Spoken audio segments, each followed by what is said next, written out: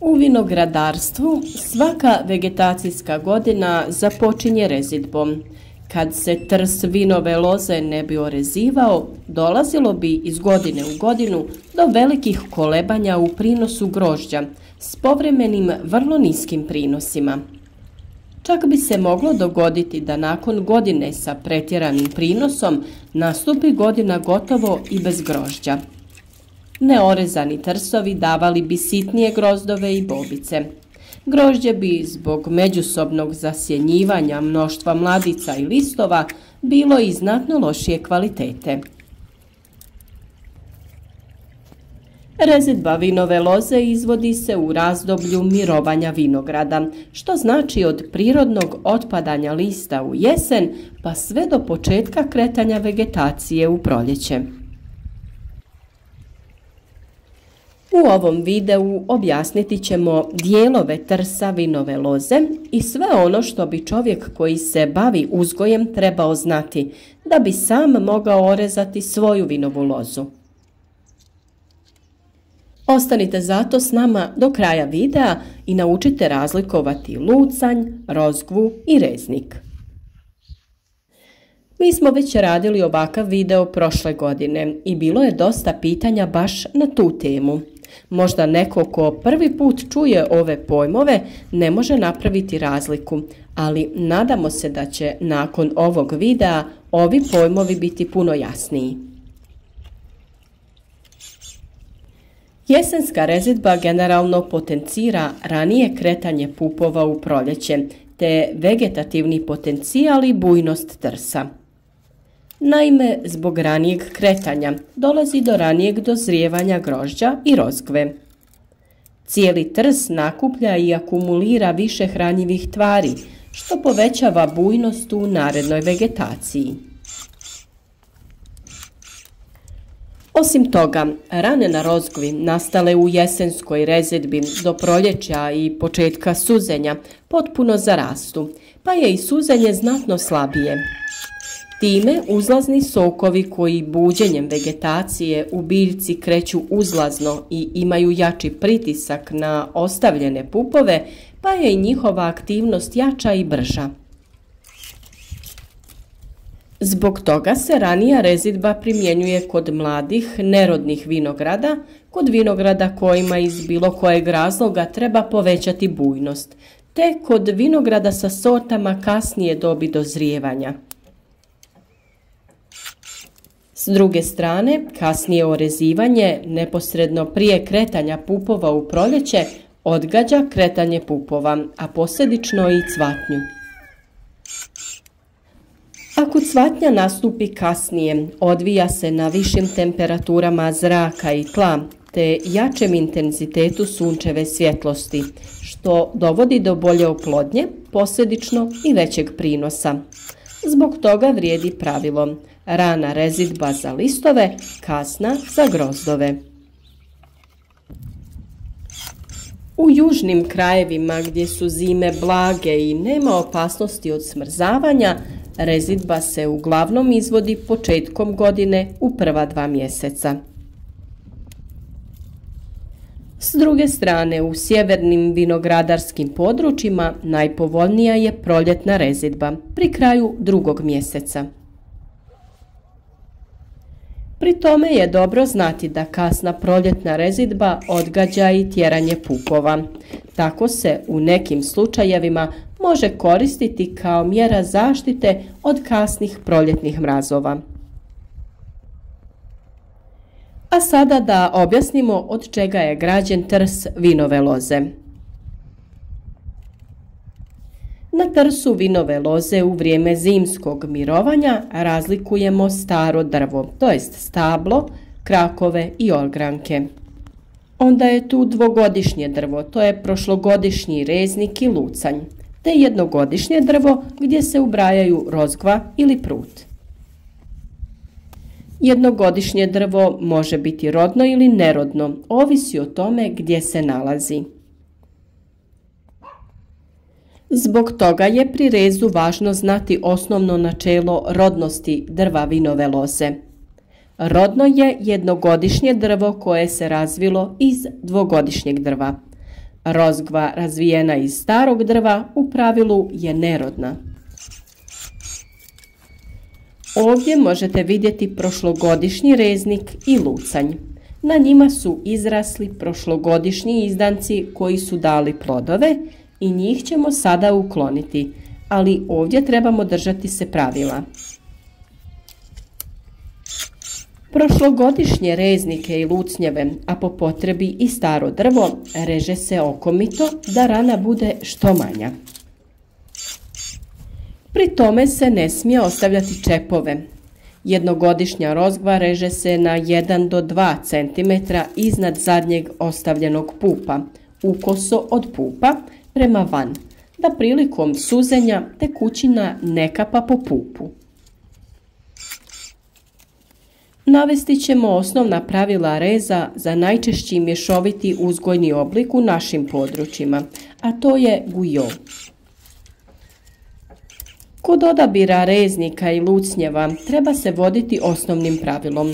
Sa trsa se odstranjuju prošlogodišnji izrođeni lucnjevi u potpunosti, a sa prošlogodišnjeg prigojnog reznika se donja rozgva reže na reznik 2 pupa, a gornja na lucanj od 8 do 12 pupova. No kako u prirodi stvari često nisu tako jednostavne, dogodi se da na prošlogodišnjem rezniku nemamo 2 dobro razvijene rozgve. Tada se za lucanj ostavlja prva dobro razvijena rozgva sa prošlogodišnjeg lucnja. Postoje i slučajevi kad se na prošlogodišnjem rezniku nije dobro razvila niti jedna rozgva. Tada se kao reznik ostavlja rozgva potjerala iz starog drveta. Za lucanj se opet ostavlja prva dobro razvijena rozgva sa prošlogodišnjeg lucnja. U slučaju da se na prošlogodišnjem rezniku nije dobro razvila niti jedna rozgva, a nema ni prikladne iz starog drva, za reznik ostavljamo prvu rozgvu na prošlogodišnjem lucnju, a za lucanj sljedeću dobro razvijenu. Pri tome, reznik po smještaju uvijek mora biti ispod lucnja da bi se održala visina uzgojnog oblika. Za lucanj, to jest rodno drvo, uvijek se bira jednogodišnja rozgva koja je razvijena iz dvogodišnjeg drva. Isto tako važno je naglasiti da se na prigojnom rezniku ostavlja samo 2 pupa. U slučaju većeg broja pupova obično potjeraju samo gornji pupovi, pa nam uzgojni oblik nepotrebno bježi u visinu. Dakle, prije nego što počnemo orezivati trs, moramo ga dobro pregledati te se unaprijed odlučiti šta ćemo ostaviti za prigojni reznik, a šta za lucanj. Da nam se ne dogodi da odstranimo prošlogodišnji lucanj, a onda utvrdimo da na prošlogodišnjem prigojnom rezniku imamo samo jednu rozgvu.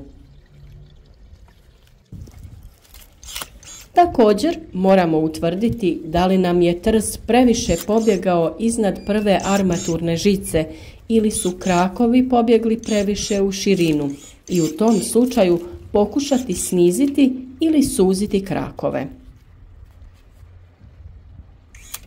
Ako je trs pobjegao previše iznad prve armaturne žice, na kraku ćemo ispod ili u visini prve žice ostaviti i jedan pričuvni reznik. Ako je pobjegao u širinu, tada ćemo pričuvni reznik ostaviti na onom dijelu kraka gdje nam treba suženje. Sljedeće ćemo godine sa pričuvnog reznika donju rozgvu ostaviti za prigojni reznik. Gornju ćemo ostaviti za lucanj i na taj način postići korekciju krakova ili visine trsa. Isto tako, važna je i debljina rozgve koju ćemo ostaviti za lucanj ili reznik. Neupućeni vinogradari često ostavljaju deblju rozgvu kao palac debljine, misleći da će ona dati veći urod. Deblja rozgva ima proširene spužvaste provodne snopove, pa prima veće količine vode. Zbog toga pupovi izmrznu čim temperatura zraka padne ispod -12 do -15 stepeni Celzijusa. Deblja rozgva daće slabije rodne mladice. Smatra se da je idealna debljina rozgve promjera debljine olovke od 8 do 12 mm. Nakon rezidbe u vinogradu ostaje velika količina orezane rozgve. Ona se ručno iznosi i spaljuje da spriječimo širenje zaraze u vinogradu, jer u njoj prezimljuju mnogi štetnici i uzročnici bolesti. Međutim, postoje i drugi načini baratanja i iskorištavanja orezane mase. Pod uslovom da nema bolesti, orezana rozgva može se malčirati i ostaviti na tlu kao izvor organske tvari. Također ju je moguće skupljati traktorskim vilama i iznositi iz nasada te balirati posebnim balirkama. Takva masa se zatim prosušuje i pretvara u brikete koji se koriste kao materijal za grijanje. Važno je naglasiti da sav pribor koji se koristi u rezidbi loze mora biti izrađen od kvalitetnog materijala, pogodan za rukovanje i prije svega oštar. Zbog toga je bolje izdvojiti nešto para više pa kupiti kvalitetan i trajan, ali zbog toga i malo skuplji pribor. Osim toga, pribor za rezidbu mora biti čist i dezinficiran. Naime, onečišćenim priborom se vrlo lako prenose bolesti, naročito viroze i fitoplazmoze s jednog trsa na drugi. Nakon što je trs orezan, preporučljivo je stablo i krakove očistiti od stare kore. Naime, ispod kore se zavlače razni štetnici koji se aktiviraju dolaskom toplijih dana. Kora se može očistiti rukom ili žičanom četkom. Ako čistimo rukom, tada je naravno poželjno raditi to u rukavicama. Orezanu lozu možemo također iskoristiti za razmnožavanje loze pomoću reznica, a kompletan postupak pogledajte u nekom od naših sljedećih videa. Podržite naš rad za like ispod videa te ostanite s nama na kanalu i pogledajte još neki od videa o uzgoju voća i povrća. A mi smo kao i uvijek tu da odgovorimo na pitanja koja nam možete postaviti u komentarima.